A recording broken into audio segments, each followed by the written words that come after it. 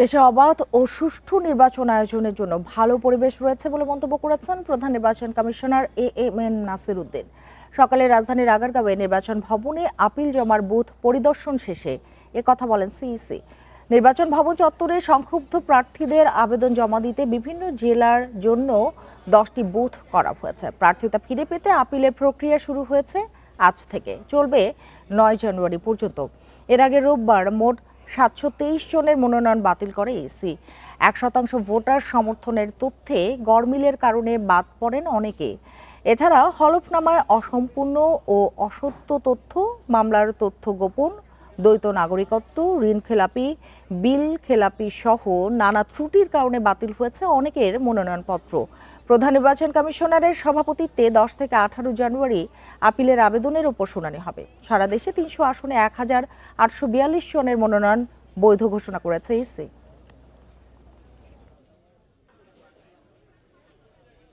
যখন nomination file করে অনেক লোক গিয়ে হাজির হয়, রিটার্নিং অফিসারের ওখানে অনেক একটু ভিড় হয়, কিন্তু it will all be over ইনশাল্লাহ।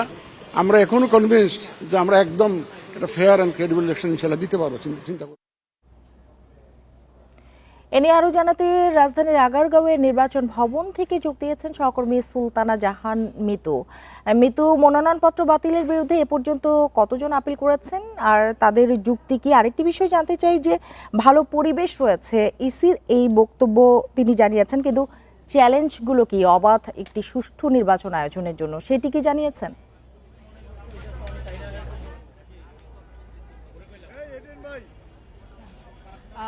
মনোনয়ন বাতিলের বিরুদ্ধে আপিল আবেদন চলছে নির্বাচন ভবনে কেন্দ্রীয়ভাবে, এবং 300 আসনের পক্ষে এখানে 10টি অঞ্চলে ভাগ করে দেওয়া হয়েছে বুথগুলো, এবং 300 আসনে যে সকল প্রার্থী তাদের প্রার্থিতা বাতিল হয়েছে তারা এখানে আবেদন করতে পারবেন। এখন পর্যন্ত 11 জন আবেদন করেছেন এবং বেশিরভাগই আমরা দেখেছি স্বতন্ত্র প্রার্থী। একটা বিষয় যে এই যে 723 জন প্রার্থী চূড়ান্ত যাচাই বাছাইয়ে বাদ পড়েছেন, এদের প্রায় অর্ধেকই বলা যায় স্বতন্ত্র প্রার্থী, এবং স্বতন্ত্র হিসেবে যারা মনোনয়নপত্র দাখিল করেছেন তাদের 4 ভাগের 3 ভাগই যাচাই বাছাইয়ে বাদ পড়েছেন। এটি একটি বিষয়, এবং কেন বাদ পড়েছেন সেটি বিশ্লেষণ করতে যেটি দেখা গেছে যে 1% ভোটারের সমর্থনযুক্ত যে তালিকা, সেখানে একটি গরমিল ছিল, এবং আজকে যারা প্রার্থীরা এসেছিলেন তারা অনেকে অভিযোগ করছেন যে অত্যন্ত তুচ্ছ কারণেই তাদের মনোনয়নপত্র বাতিল করা হয়েছে। তারা যে ভোটার তালিকা দিয়েছেন সেই ভোটার তালিকায় অনুযায়ী ভোটারের বাড়ি বাড়ি গিয়ে তারা নির্বাচনী কর্মকর্তারা সেই সকল ভোটারদের পাননি।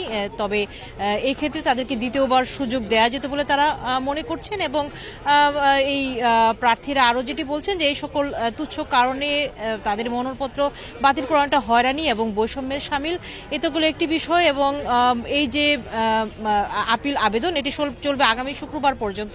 এরপরে 10 থেকে 18 নির্বাচন কমিশন অর্থাৎ প্রধান নির্বাচন কমিশনার সরাসরি আপিল শুনানি করবেন। সেখানে যে সকল প্রার্থীরা আপিল আবেদন করবেন তারা সেখানে উপস্থিত হয়ে তাদের সেই শুনানিতে অংশ নিতে পারবেন। যদি তারা এখান থেকে সন্তোষজনক ফলাফল না পান, তারা চাইলে আদালতের দ্বারস্থ হতে পারেন। তবে এর পরেই কিন্তু 19 তারিখের পরে আগামী 20 জানুয়ারি প্রার্থিতা প্রত্যাহারের শেষ দিন। এরপর আর প্রার্থিতা প্রত্যাহারের সুযোগ থাকবে না। এরপরে চূড়ান্ত প্রার্থী তালিকা প্রকাশ করবে নির্বাচন কমিশন, এবং 21 জানুয়ারি প্রতীক বরাদ্দ হবে। তারপরই ত্রয়োদশ জাতীয় সংসদ নির্বাচনের আনুষ্ঠানিক প্রচারণা শুরু হয়ে যাবে। আপনি জানতে চেয়েছিলেন ভোটের চ্যালেঞ্জগুলো নিয়ে। বিভিন্ন সময় নির্বাচন কমিশন নিজেই আশঙ্কা যেটি প্রকাশ করে আসছে সেটি হচ্ছে এআই সৃষ্ট যে অপতথ্য গুজব সামাজিক যোগাযোগ মাধ্যমে, সেটিকে তারা সবচেয়ে বড় চ্যালেঞ্জ মনে করছে নির্বাচনের জন্য।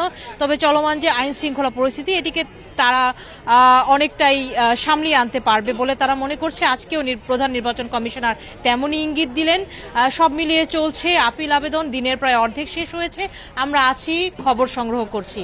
এখন পর্যন্ত এই ছিল সব শেষ। মিতু, আপনাকে অনেক ধন্যবাদ আমাদের সাথে যোগ দেওয়ার জন্য। নির্বাচন ঘিরে সারা দেশে গোয়েন্দা তৎপরতা বাড়ানো হয়েছে বলে জানিয়েছেন স্বরাষ্ট্র উপদেষ্টা জাহাঙ্গীর আলম চৌধুরী। দুপুরে সচিবালয়ে আইন শৃঙ্খলা সংক্রান্ত কোর কমিটির বৈঠক শেষে কথা জানান তিনি। এ সময় নির্বাচনী আচরণবিধি মেনে চলার আহ্বান জানান তিনি। স্বরাষ্ট্র উপদেষ্টা বলেন, অপারেশন ডেভিল হান্টের দ্বিতীয় ধাপে 14,500 জনকে গ্রেপ্তার করা হয়েছে। এছাড়া বাংলাদেশ মিয়ানমার সীমান্তে শান্তি বজায় রাখতে বিশেষ তৎপরতা ও নজরদারিও ব্যাহত রয়েছে। এদিকে ইনকিলাব মঞ্চের মুখপাত্র শরীফ ওসমান হাদি হত্যা মামলার অভিযোগপত্র 7 জানুয়ারির মধ্যে দাখিল হবে বলেও জানান স্বরাষ্ট্র উপদেষ্টা। নির্বাচনকালীন সময়ে আইন শৃঙ্খলা পরিস্থিতি নিয়ন্ত্রণে রাখতে সব বাহিনীকে সমন্বিতভাবে মাঠ পর্যায়ে আরও সক্রিয়ভাবে কাজ করার নির্দেশনা দেওয়া হয়েছে। নির্বাচনের সঙ্গে রাজনৈতিক কর্মসূচি ও প্রচার প্রচারণাকালে আইন শৃঙ্খলা পরিস্থিতি স্বাভাবিক রাখতে সব ধরনের ব্যবস্থা গ্রহণের জন্য সবাই নির্দেশনা প্রদান করা হয়েছে। এ নিয়ে আলোচনা করতে নিউজিল্যান্ডের অকল্যান্ড থেকে আমাদের সাথে যোগ দিয়েছে নির্বাচন বিশ্লেষক সাইফুর রহমান। জনাব সাইফুর রহমান, আপনাকে স্বাগত জানাচ্ছি। যেটি শুরুতেই আপনার কাছে জানতে চাইবো যে নির্বাচনে মনোনয়নপত্র বাতিলের বিরুদ্ধে আপিল চলছে। এবার অনেক কারণেই কিন্তু কয়েকজন গুরুত্বপূর্ণ ব্যক্তির মনোনয়ন বাতিল হয়েছে। পুরো এই যে প্রক্রিয়া, এই প্রক্রিয়াটিকে আপনি কিভাবে দেখছেন? এই প্রক্রিয়া যেটা নির্বাচন কমিশন এটা করছেন, এটাতে আসলে আমার কিছু বলার নাই, কারণ ওরা নিশ্চয়ই এটা একটা সিস্টেমের মধ্যে ফেলে কতগুলি আইনের মাধ্যমে এই জিনিসটা করা হচ্ছে। তো এখানে অনেকগুলি যে পলিটিক্যাল পার্টি আছে তারা কিন্তু দোষারোপ করতেছে যারা ঠিকভাবে হচ্ছে না। তো এটাকে আমি এখন এটা বোঝার উপায় নাই যেটা আসলে ঠিকভাবে হচ্ছে কি হচ্ছে না। তো আমি যেটা মনে করি যে গভর্নমেন্ট এবং নির্বাচন কমিশন তাদের ইন্টেনশন আছে একটা ভালো নির্বাচন দেওয়ার, কিন্তু তাদের সক্ষমতার এটা তারা কতটুকু সক্ষম হবে সেটার উপরে আমার যথেষ্ট সন্দেহ আছে, কারণ তাদের এই সক্ষমতাটা নাই, একটা সুষ্ঠু নির্বাচনের সক্ষমতাটা নাই। কিন্তু এই যে যেটা তারা বলতেছে যে এই ক্যান্ডিডেট নির্বাচনের প্রক্রিয়া, এটাতে আমার মনে হয় না তেমন কোনো প্রবলেম আছে। আমি এটা বিশ্বাস করি না। এখন এটা ভিতরের কথা তো আমি বলতে পারবো না, তাদের ভিতরে কি কোনো কিছু থেকে থাকলেও ওই ধরনের কোনো ইনফরমেশন বা তথ্য আমার কাছে নেই মন্তব্য করার মতো। জি জি আজকে সিইসি বলেছেন যে দেশে অবাধ ও সুষ্ঠু নির্বাচনের জন্য ভালো পরিবেশ রয়েছে। এ কথার সাথে আপনি কতটুকু একমত? এটা আমি মোটেই একমত না, এই বিষয়ে আমি একমত না। কারণ হচ্ছে কি, নির্বাচন বাংলাদেশে অত্যন্ত কমপ্লেক্স একটা প্রক্রিয়া, কারণ এখানে টাকা এবং মাসল পাওয়ারের উপরে নির্বাচনটা নির্ভর করে। এটাকে ট্যাকেল করার জন্য দরকার প্রয়োজন ছিল পাবলিককে মোটিভেট করা, পাবলিককে মোবিলাইজ করা এটার, এবং গভর্নমেন্টের কাছে প্রায় 1.5 বছরের উপরে সময় ছিল, তারা এটা করে নাই। এখন তারা যতই পুলিশ নিয়োগ করুক বা যতই মিলিটারি নিয়োগ করুক, আমার মনে হয় না এটা নির্বাচনটা সুষ্ঠু হবে। এটা টোটাল রিগিংয়ের দিকে চলে যাবে, এবং যেই কনস্টিটিউয়েন্সিতে যার মাসল পাওয়ার বেশি এবং যার পয়সার জোর বেশি তারাই জিতে আসবে, সেটাই হবে। এই গভর্নমেন্টের আমার মনে হয় না ক্ষমতা আছে, তারা যেভাবে তারা এটা করতেছে এটাতে তারা পারবে না এই জিনিসটা করতে, কারণ এখানে পাবলিক ইনভলভমেন্ট হবে না। পাবলিক ইনভলভমেন্ট তারা করে নাই, তারা ডিপেন্ড করতেছে কতগুলো ইনস্টিটিউশনের উপরে, পুলিশ, মিলিটারি। এগুলির তো এখন মরাল ইয়েও নেই এখন, মরাল পাওয়ার পুলিশের যেটা আছে এটা মরালিটা অনেক ডাউন এখন, যেটা মরাল বলা হয়।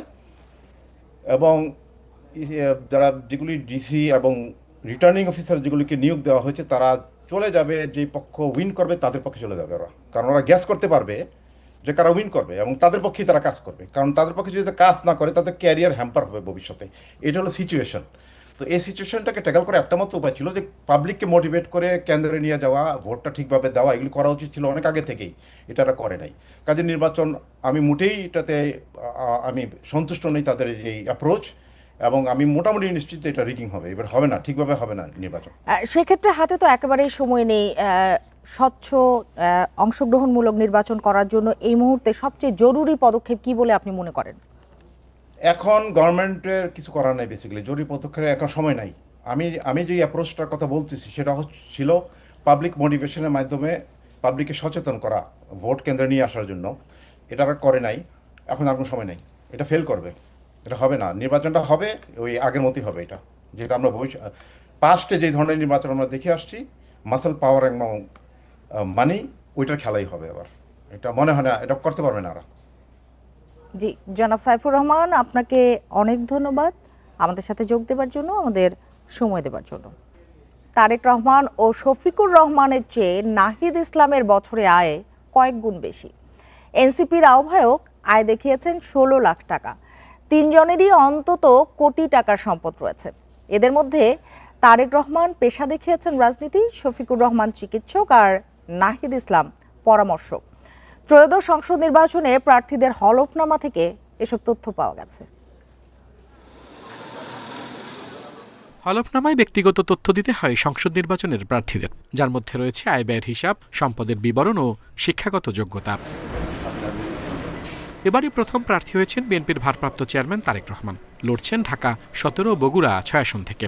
হলফনামায় তিনি বছরে আয় দেখিয়েছেন ৬,৭৬,৩৫৩ টাকা। তারেক রহমানের মোট সম্পদের পরিমাণ ১,৯৭,০০,০০০ টাকার এবং তার স্ত্রী জুবাইদা রহমানের ১,৫,৩০,০০০ টাকার। তারেক রহমানের শিক্ষাগত যোগ্যতা এইচএসসি পাস, ৭৭টি মামলার তথ্যও দিয়েছেন তিনি। ঢাকা ১৫ আসন থেকে নির্বাচন করছেন জামায়াতের আমির শফিকুর রহমান। তার প্রায় ১.৫ কোটি টাকার সম্পদ রয়েছে, কোনো ঋণ নেই। বছরে আয় ৩,৬০,০০০ টাকা। ২৩০% জমি, একটি ডুপ্লেক্স বাড়ির মালিক তিনি, যার দাম দেখানো হয়েছে প্রায় ৩ কোটি টাকা। আর মামলা ৩৪টি। ঢাকা ১১ আসনের প্রার্থী হয়েছেন এনসিপির আহ্বায়ক নাহিদ ইসলাম। বছরে তার আয় ১৬,৫,১৫৮ টাকা এবং সম্পদ রয়েছে ৩২,১৬,১২২ টাকার। তিনি স্নাতক পাশ, পেশায় পরামর্শক। আনুমানিক ৩০ লাখ টাকার অস্থাবর সম্পত্তি দেখিয়েছেন নাহিদ ইসলাম, আর স্ত্রীর রয়েছে ১৫ লাখ টাকার সম্পদ। Al Amin Hossain, independent news, Dhaka. BNP ও আওয়ামী লীগের শক্ত ঘাঁটি চট্টগ্রামের 15টি আসন। শুধু একটি আসনে জামায়াতে ইসলামী ভালো করেছে আগে। এবার 16টি আসনেই জিততে চায় বিএনপি, প্রস্তুতিও নিচ্ছে সেভাবেই। আর জামায়াত বলছে আগের ধারণা এবার মিলবে না, নতুন ভোটাররাই পাল্টে দিতে পারেন সব হিসাব নিকেশ। ঢাকার পর চট্টগ্রামের আসনগুলোই রাজনৈতিক দলের কাছে গুরুত্বপূর্ণ। এখানে সংসদীয় আসন আছে 16টি। ধারণা করা হচ্ছে মূল লড়াইটা হবে বিএনপি ও জামাত জোটের মধ্যে। আগের একাধিক নির্বাচনের ফল পর্যালোচনায় দেখা যায় চট্টগ্রাম 15 সাতখানি আসনটিতে শক্ত অবস্থান থাকে জামাতের, বাকিগুলোই বিএনপি ও আওয়ামী লীগের অবস্থান ভালো। এবার সুযোগ কাজে লাগাতে চায় বিএনপি। স্থায়ী কমিটির সদস্য আমির খসরু মাহমুদ চৌধুরী মনোনয়নপত্র জমা দিয়ে বলেন, উন্নয়নের জন্য চট্টগ্রামের মানুষ বিএনপিকে বেছে নেবেন। সেই সাথে 16টি আসনেই তিনি জয়ের আশা ব্যক্ত করেন। এই এলাকায় যত উন্নয়ন হয়েছে তা বিএনপির আমলে হয়েছে, এরপর আর কিছু হয় নাই। তো সুতরাং এই বন্দর আগামী দিনে আরো উন্নততর জায়গায় যাবে, প্রত্যেকটি মানুষের জীবনকে টাচ করবে, ছোঁয়া লাগাবে, এরকম একটা উন্নয়ন আমরা আগামী দিনে করতে চাই। জামাত মনে করে চট্টগ্রামে এবার আগের হিসাব কাজে আসবে না। তরুণ ভোটারদের উপরই ভরসা তাদের। আমি আশা করি তারা এবারে বিচার বিশ্লেষণ করে তরুণ ভোটারেরা, মুরব্বী ভোটারেরা, আমাদের দেশের নাগরিকরা আগের চেয়ে অনেক সচেতন। এই জন্য আমাকে অনেক বেশি পরীক্ষা দিতে হবে। এদিকে জামাতের জোটে যোগ দেয়া এনসিপি চাঁদগাঁও বোয়ালখালী আসনে লড়বে। মনোনয়ন দেয়া হয়েছে দলের নেতা জুবাইরুল আরিফকে। এই আসনে তার শক্ত প্রতিপক্ষ বিএনপির এরশাদুল্লাহ। জুবাইরুল মনে করেন, ভোটের মাঠে সবার সমান সুযোগ না থাকলে প্রশ্নবিদ্ধ হবে নির্বাচন। লেভেল প্লেইং ফিল্ড নিশ্চিত করা যায়, এই জিনিসটা যেভাবে করা সম্ভব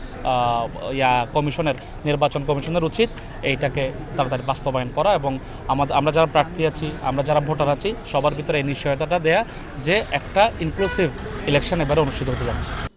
চট্টগ্রামের 16টি আসনে মনোনয়নপত্র বৈধ হয়েছে 101 জনের, বাতিল হয়েছে 42টি। আলমগীর সবুজ, ইন্ডিপেন্ডেন্ট নিউজ, চট্টগ্রাম।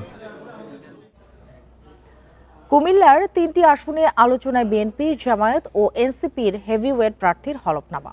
সম্পদ, আয়, মামলা এবং ঋণ সংক্রান্ত তথ্য উঠে এসেছে হলফনামায়, যা নিয়ে চলছে আলোচনা সমালোচনা। কেউ তথ্য গোপন করলে প্রার্থীর শাস্তি নিশ্চিতের দাবি করেছেন নাগরিক সমাজের প্রতিনিধিরা। কুমিল্লা 4 আসনে মনোনয়নপত্র জমা দেন এনসিপির দক্ষিণাঞ্চলীয় মুখ্য সংগঠক হাসনাত আবদুল্লাহ। হলফনামা অনুযায়ী তার সম্পদের পরিমাণ 50 লাখ টাকা, বার্ষিক আয় 12 লাখ টাকার বেশি, গয়না রয়েছে 26 লাখ টাকার। হলফনামায় দেওয়া তথ্য মতে কুমিল্লা 1 আসনে বিএনপির প্রার্থী ও দলের স্থায়ী কমিটির সদস্য ডক্টর খন্দকার মোশাররফ হোসেনের সম্পদ 20,15,00,000 টাকার বেশি, বার্ষিক আয় প্রায় 84 লাখ টাকা। তার স্ত্রীর সম্পদের পরিমাণ দেখানো হয়েছে 15 কোটি টাকার বেশি। ব্যাংক ঋণ নেই, রয়েছে 5টি মামলা। কুমিল্লা 11 আসনে জামায়াতে ইসলামীর প্রার্থী নায়েবে আমির ডাক্তার সৈয়দ আবদুল্লাহ মোহাম্মদ তাহেরের শিক্ষাগত যোগ্যতা MBBS। মোট সম্পদের পরিমাণ 1,85,00,000 টাকা, তবে স্ত্রীর সম্পদ 7,20,00,000 টাকার। আছে ৩ কোটি টাকার ব্যাংক ঋণ। হলফনামায় তথ্য গোপন হলে প্রার্থীকে শাস্তির আওতায় আনার দাবি নাগরিক সমাজের প্রতিনিধিদের। এছাড়া হলফনামায় তথ্য আরও ব্যাপকভাবে প্রচারের দাবিও তাদের। যারা প্রার্থী আছেন তাদের সমস্ত বৈশিষ্ট্য, সমস্ত ধরনের তথ্য উপাত্ত, তাদের পুরো চরিত্রের সামারিটা যদি ঠিকভাবে উঠে আসে এবং জনগণ যদি বাছাই করতে পারে, প্রার্থী বাছাইয়ের ক্ষেত্রে সেক্ষেত্রে জনগণ তাদের মনস্তত্ত্বকে প্রয়োগ করতে পারে। এটি যদি স্থানীয় পত্রপত্রিকার মাধ্যমে প্রকাশের ব্যবস্থা করা হয় তাহলে সাধারণ মানুষের কাছে চুলচেরা বিশ্লেষণ করবার সুযোগ আসবে যে তিনি কি তথ্য দিলেন, কিন্তু পাশের বাড়ির লোকটা তো জানবে তিনি যে তথ্যটা দিয়েছেন এটি সঠিক কি সঠিক না। কুমিল্লায় 11টি আসনের বিপরীতে মনোনয়নপত্র দাখিল করেছেন 107 জন। এর মধ্যে বৈধ হয়েছে 76 জনের আবেদন। Independent news. কনকনে শীত ও হিমেল হাওয়ায় বিপর্যস্ত জনজীবন। সারা দেশেই কুয়াশার কারণে ব্যাহত হচ্ছে স্বাভাবিক জীবনযাত্রা। সোমবার দেশে সর্বনিম্ন তাপমাত্রা রেকর্ড করা হয়েছে পাবনার ঈশ্বরদীতে 8.4 ডিগ্রি সেলসিয়াস। প্রচণ্ড শীতে গরম কাপড়ের অভাবে ভোগান্তিতে ছিন্নমূল মানুষ। বৃষ্টির মতো ঝরছে কুয়াশা, দেখা নেই সূর্যের। গত 3 দিন ধরে সিরাজগঞ্জের তাপমাত্রা 10 ডিগ্রি সেলসিয়াসের নিচে। সোমবার সকালে এই জেলায় তাপমাত্রা রেকর্ড করা হয় 9.6 ডিগ্রি। তীব্র শীতে বিপর্যস্ত যমুনাপাড়ের জেলা সিরাজগঞ্জ। ব্যবসা হচ্ছে না, শীতের কারণে মানুষজন হচ্ছে না, আমার খুব কষ্ট লাগতেছে। নদী তো দিক পাই যায় না, এক মি থেকে আর এক মি জায়গায় ঘুরতে এভাবে তো দেরি হওয়া যায় অনেক। গত কয়েকদিনের শীতে হাওড়াঞ্চল মৌলভীবাজারের জনজীবনে নেমে এসেছে ভোগান্তি। কুয়াশার কারণে স্বাভাবিক জীবনযাত্রায় ধীরগতি দেখা যায়। পঞ্চগড় নীলফামারীতে রাতের তাপমাত্রা বাড়লেও কমেছে দিনের তাপমাত্রা। ঘন কুয়াশা আর উত্তরের হিমশীতল বাতাসে হাড় কাঁপানো শীত। 2 দিন ধরে মেঘাচ্ছন্ন আকাশে সূর্যের দেখা নেই। ইনকাম হচ্ছে না, আমরা খুব কষ্টের মধ্যেই আছি শীতের কারণে। সকাল থেকে অনেক ঠান্ডা আর কুয়াশা, খুব বাতাস। দিনাজপুরে প্রচণ্ড ঠান্ডায় বেশিক্ষণ মাঠে থাকতে পারছেন না শ্রমজীবীরা। গরম কাপড়ের অভাবে চরম ভোগান্তিতে ছিন্নমূল মানুষ। এই শীতে তো বের হয়ে যায় না, খুব কুয়াশা, রাস্তা দেখা যায় না। চুয়াডাঙ্গা মেহেরপুরে কুয়াশা কিছুটা কমলেও শীতের তীব্রতা কমেনি। উপার্জন কমে গেছে ভ্যান ও রিকশা চালকদের। মাঠের বীজতলা নিয়ে দুশ্চিন্তায় কৃষক। সোহেলি জাহান, ইন্ডিপেন্ডেন্ট নিউজ। শীত পরিস্থিতি নিয়ে জানাতে পাবনা থেকে যোগ দিয়েছেন সহকর্মী খায়রুল ইসলাম। খায়রুল, আজকে তো পাবনার ঈশ্বরদীতে সর্বনিম্ন তাপমাত্রা, ছিন্নমূল মানুষ যারা আছেন, খেটে খাওয়া মানুষ, তারা কিভাবে নিবারণ করছেন? সরকারি বেসরকারি কোনো সহযোগিতা পাচ্ছেন কিনা? আসলে আপনি জানেন যে গত কয়েকদিন যাবৎ পাবনায় কিন্তু ব্যাপক শীতের দাপট। এখানে 8 থেকে 10 ডিগ্রি সেলসিয়াসের মধ্যেই কিন্তু তাপমাত্রা ওঠানামা করছে বেশ কয়েকদিন যাবৎ। আর এর ফলে কিন্তু কনকনে ঠান্ডা অনুভূত হচ্ছে এবং সবচেয়ে বেশি কিন্তু কষ্টে রয়েছে যারা ছিন্নমূল মানুষ রয়েছে এবং চর অঞ্চলের যে মানুষগুলো রয়েছে তারা, পাশাপাশি দিনমজুর যে মানুষগুলো রয়েছে তারা কাজের সন্ধানে আসলে খুব সকালে বের হতে হয়। তাদের জন্য কিন্তু খুব কষ্টের কারণ হয়ে দাঁড়িয়েছে এই যে কনকনে ঠান্ডার প্রভাবে। এবং এর ফলে কিন্তু আমরা এই বিষয়গুলো যে কথা বলছিলেন যে তাদের শীতের পোশাকের, আসলে আমরা এই বিষয়গুলো নিয়ে জেলা প্রশাসন, বিভিন্ন উপজেলা কর্মকর্তাদের সঙ্গে কথা বলেছিলাম যে তারা গরম যে কাপড়ের যে সরকারিভাবে বরাদ্দ পেয়েছেন সেগুলো কিন্তু তাদের যেটা চাহিদা সেই পরিমাণ কিন্তু তারা পাচ্ছেন না, যার কারণে কিন্তু যে দরিদ্র অসহায় মানুষগুলো রয়েছে তারা কিন্তু এই গরম কাপড়ের জন্য কিন্তু তারা খুব কষ্টে রয়েছে। আর একটি বিষয় হচ্ছে যে আপনি জানেন যে পাবনার বিভিন্ন চরাঞ্চল রয়েছে, এই চরাঞ্চলের মানুষ কিন্তু খুব ভোরে আসলে কাজে বের হতে হয় পেটের তাগিদে। পাশাপাশি যে দিনমজুর রয়েছে, রিক্সা ভ্যান চালক রয়েছে, তাদের কিন্তু বের হতে হয়। তারা কিন্তু এই কনকনে ঠান্ডার কারণে কিন্তু তারা কাজে বের হতে পারছেন না। এবং আপনি জানেন যে এখন 2:30টার পরেও কিন্তু পাবনাতে এখন পর্যন্ত কিন্তু রোদের আলোর মুখ দেখা যায়নি, যে কারণে কিন্তু একবারে হিমেল হাওয়ায় বিপর্যস্ত হয়ে পড়েছে কিন্তু পুরো জেলার কিন্তু মানুষ, যে কারণে এই কনকনে ঠান্ডার কারণে কিন্তু ঠান্ডাজনিত রোগের কিন্তু প্রকোপ দেখা দিয়েছে। এর ফলে শিশু এবং বয়োবৃদ্ধরা কিন্তু বেশি আক্রান্ত হচ্ছে, যার কারণে হাসপাতালগুলোতে কিন্তু রোগীর সংখ্যা বৃদ্ধি পাচ্ছে। এই ছিল আমার কাছে আসলে পাবনা থেকে এই শীতের সর্বশেষ। খায়রুল ইসলাম, আপনাকে অনেক ধন্যবাদ। দখল দূষণ আর নাব্যতা সংকট দূর করতে 250 কোটি টাকা প্রকল্পেও কুমার নদের দুর্দশা ঘোচেনি। নদীতে থাকে না পর্যাপ্ত পানি, উল্টো দায়সারা খননে বেড়েছে নদী তীরে ধস। স্থানীয়দের অভিযোগ, প্রকল্পে নদীর তীর সংরক্ষণ ও বিনোদন কেন্দ্র হিসেবে গড়ে তোলার নানা পরিকল্পনা থাকলেও তা বাস্তবায়ন হয়নি। ফরিদপুর শহরের মধ্য দিয়ে প্রবাহিত কুমার নদের প্রাণ ফেরাতে 2016 সালে পানি উন্নয়ন বোর্ড প্রায় 250 কোটি 81 লাখ টাকার প্রকল্প হাতে নেয়। এই প্রকল্পের আওতায় নদের 71 কিলোমিটার অংশ পুনর্খনন, 61টি পাকা ঘাট নির্মাণ ও নদীর পাড়ে বিনোদন কেন্দ্র গড়ে তোলার কথা। 2019 সালে প্রকল্পের কাজ শুরু হয়। খুলনা শিপইয়ার্ড কোম্পানির মাধ্যমে সাব কন্ট্রাক্টর হিসেবে কাজটি বাস্তবায়ন করে বেঙ্গল গ্রুপের প্রতিষ্ঠান ফিউচার ইনফ্রাস্ট্রাকচার। তবে স্থানীয়দের অভিযোগ, নদের দখল দূষণ কমেনি, বরং নদীর বুকে বর্জ্য ফেলা বেড়েছে, ফেরেনি নাব্যতাও। পানি না থাকায় নির্মিত 61টি পাকা ঘাটের বেশিরভাগই অকেজো। পাশাপাশি পুনর্খননের নামে অপরিকল্পিতভাবে মাটি কাটায় বিভিন্ন এলাকায় দেখা দিয়েছে ভূমিধস। এলাকাবাসী সব ময়লা এই কুমার নদীর পাশে ফেলায়, এমনকি সিঁড়ি গাটলা, স্নান করা সিঁড়ি গাটলা পরিস্থিতি তো দেখতেছেনি। যে গাং কাটছে না, এই গাং কাটার পরের থেকেই মনে করেন যে ভাঙা শুরু হয়েছে। এই মাটি যার যার মতো মাটি কাইটে পাশ দিয়ে দিয়ে যে এটা কিছু করে দিবে, তারও কোনো কিছু করে না, মাটি নিয়ে নিয়ে বেশ। পানি উন্নয়ন বোর্ড জানায়, জমি নিয়ে বিরোধ নিষ্পত্তি না হয় উৎসমুখের 200 মিটার অংশে খনন করা যায়নি। দখল ও দূষণমুক্ত করতে না পারা দায়ও চাপালেন অসচেতনতার উপর। কুমারটাকে আসলে যদি রক্ষা করতে হয়, তাহলে এখানে আসলে জনসচেতনতার আরও বৃদ্ধি করতে হবে। প্রত্যেকটা মানুষকে এগিয়ে আসতে হবে এবং যে যার জায়গা থেকে এখানে সচেতন হয়ে এটাকে দখল এবং দূষণ মুক্ত করার জন্য নিজ উদ্যোগে আসলে সবাইকে ভূমিকা রাখে। পুনর্খনন প্রকল্পের মাধ্যমে 10 কোটি ঘনমিটার পানি প্রবাহ নিশ্চিত করে 23,000 হেক্টর জমিতে সেচ সুবিধা দেওয়ার কথা ছিল, কিন্তু পানি প্রবাহ না ফেরায় সেই সুবিধা থেকে বঞ্চিত হচ্ছেন স্থানীয়রা। Independent news. নতুন সম্মিলিত ইসলামী ব্যাংক থেকে গ্রাহকদের টাকা ফেরত দেওয়া শুরু হয়েছে, যদিও অনেক গ্রাহকের অভিযোগ নানা শর্তের কারণে পাওনা টাকা ফেরত পাচ্ছেন না তারা।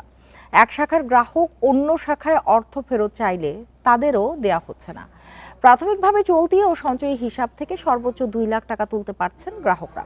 বাংলাদেশ ব্যাংক বলছে, পুরোপুরি নিরাপদ থাকবে গ্রাহকদের আমানত।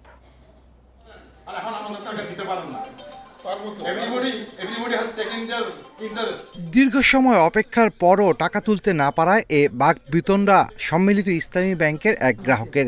তবে শেষ পর্যন্ত নিজের জমানো টাকা ব্যাংক থেকে ফেরত পেয়ে স্বস্তি ফেরে তার মধ্যে। ঝামেলা তো আমাদের হয়েছে, কিছু টেনশনে ছিলাম। এখন we are very happy, I am happy and I should say everybody should be happy, কারণ ফেজ বাই ফেজের সবাই পাবে ইনশাল্লাহ। অর্থ ফেরত দেওয়ার ক্ষেত্রে গ্রাহকদের জাতীয় পরিচয়পত্র, ব্যাংকের সাথে বিগত সময়ে আর্থিক লেনদেনের তথ্য যাচাই বাছাই করছেন ব্যাংকটির কর্মকর্তারা। এর জন্য ব্যাংকের শাখাগুলোতে দীর্ঘ সময় অপেক্ষা করতে হচ্ছে গ্রাহকদের। অনলাইন ব্যাংকিং কার্যক্রম চললেও এক শাখার গ্রাহক অন্য শাখায় গিয়ে টাকা তুলতে পারছেন না। এনআইডি তো ওদের সার্ভারে আছে, তারপর আমি প্রিন্ট করে নিয়ে আসলাম। আসার পরে এখন আমাকে একটা ফর্ম দিল, আমি ফর্মটা ফিল আপ করলাম, পরে বলে আপনি বসেন। আগে যদি বলে দিত তাহলে তো আমরা এইভাবে দৌড়াদৌড়ি করতাম না ব্রাঞ্চে ব্রাঞ্চে। এর আগে তো সপ্তাহে হয়তো 5,000 3,000 এইভাবে দিত, এখন 2 লাখ যেটা লিমিট করছে সেভাবেই টাকাটা পেয়েছি। প্রাথমিকভাবে আমানতকারীরা চলতি ও সঞ্চয় হিসাব থেকে সর্বোচ্চ 2 লাখ টাকা নিতে পারছেন। তবে নিয়ন্ত্রক সংস্থা বলছে, ধীরে ধীরে সব ধরনের গ্রাহকদের অর্থ ফেরত দেয়া হবে। সেভিংস অ্যাকাউন্ট, কারেন্ট অ্যাকাউন্টে যারা ক্ষুদ্র আমানতকারীরা এখানে আছে, অতএব তাদেরকে আগে অ্যাড্রেস করা হচ্ছে। এরপরে আমরা ধাপে ধাপে এই এফডিআর, এসডিআর যারা আছে মানে প্রাইভেট সেক্টরে, এবং এরপরে হয়তো বা কর্পোরেটের ব্যাপারে একটা সিদ্ধান্ত হবে। ইন্ডিভিজুয়াল যে অ্যাকাউন্টগুলি সেটার এগেনস্টে একটা আমরা স্লট হিসাবে দিচ্ছি, সেটা আপ টু 2 লাখ পর্যন্ত, এবং সেটা আমরা চেষ্টা করতেছি খুব দ্রুত ডিসপোজাল করার জন্য। একটা নিয়ম আছে, এখানে আপনার রিকুইজিশন ফিল আপ করতে হয়। গ্রাহকদের অর্থ ফেরত ছাড়াও টাকা জমা, ঋণপত্র খোলাসহ বাণিজ্যিক কার্যক্রম চলছে সম্মিলিত ইসলামী ব্যাংকের বিভিন্ন শাখায়। Shafil Alam Sujan, independent news, Dhaka. সঞ্চয়পত্রের মুনাফায় আগের হারই বহাল থাকছে। মুনাফার হার কমানোর সিদ্ধান্ত 3 দিনের মাথায় বাতিল করেছে সরকার। রোববার পুরনো হার বহাল রাখার প্রজ্ঞাপন জারি করতে অভ্যন্তরীণ সম্পদ বিভাগকে নির্দেশনা দিয়েছে অর্থ বিভাগ। এখন এ বিষয়ে প্রজ্ঞাপন জারি করবে আইআরডি। ফলে 2025 সালের 1 জুলাই থেকে 31 ডিসেম্বর পর্যন্ত সঞ্চয়পত্রে বিনিয়োগকারীরা যে হারে মুনাফা পেতেন আগামী 6 মাসও সেই হারেই পাবেন। এর আগে 28 ডিসেম্বর প্রজ্ঞাপনের মাধ্যমে 2026 সালের 1 জানুয়ারি থেকে 30 জুন পর্যন্ত সব ধরনের সঞ্চয়পত্রে মুনাফার হার কমানোর সিদ্ধান্ত জানানো হয়।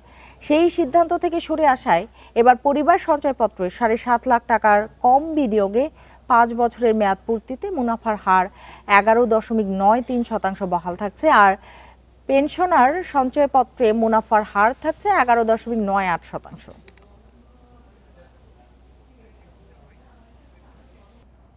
সিলেট সহ দেশের উত্তর পূর্বাঞ্চলের বিভিন্ন জেলায় ভূমিকম্প অনুভূত হয়েছে। সোমবার ভোর 4:47 এই কম্পন অনুভূত হয়। রিক্টার স্কেলে ভূমিকম্পের মাত্রা ছিল 5.4। ভূমিকম্পের কেন্দ্রস্থল ছিল ভারতের আসাম রাজ্যের ধিং শহর থেকে মাত্র 4 কিলোমিটার পশ্চিমে এবং আসামের রাজধানী গুয়াহাটি থেকে 76 কিলোমিটার উত্তর পূর্বে। ভৌগোলিক অবস্থানের কারণে সিলেট অঞ্চল এই কেন্দ্রের খুব কাছে হওয়ায় সিলেটে তীব্রভাবে কম্পন অনুভূত হয়। আর এই ছিল এখনকার সংবাদে। সব খবরের আরো বিস্তারিত জানতে চোখ রাখুন ফেসবুক, ইউটিউব এবং এক্সে। ধন্যবাদ সবাইকে এতক্ষণ সাথে থাকার জন্য।